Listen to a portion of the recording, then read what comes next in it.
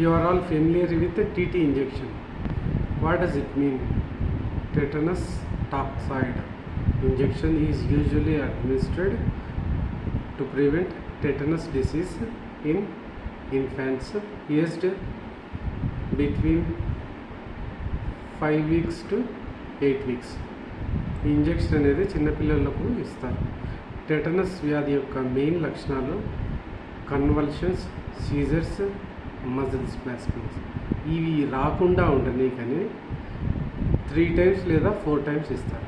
యాక్చువల్గా 10 years తర్వాత ప్రతి 10 yearsకి ఒకసారి వేసుకోవాలి, కానీ తర్వాత ఎవరు వేసుకోరు. ఓన్లీ చిన్నపిల్లలప్పుడు మాత్రమే ఈ ఇంజెక్షన్ అడ్మినిస్టర్ చేస్తారు.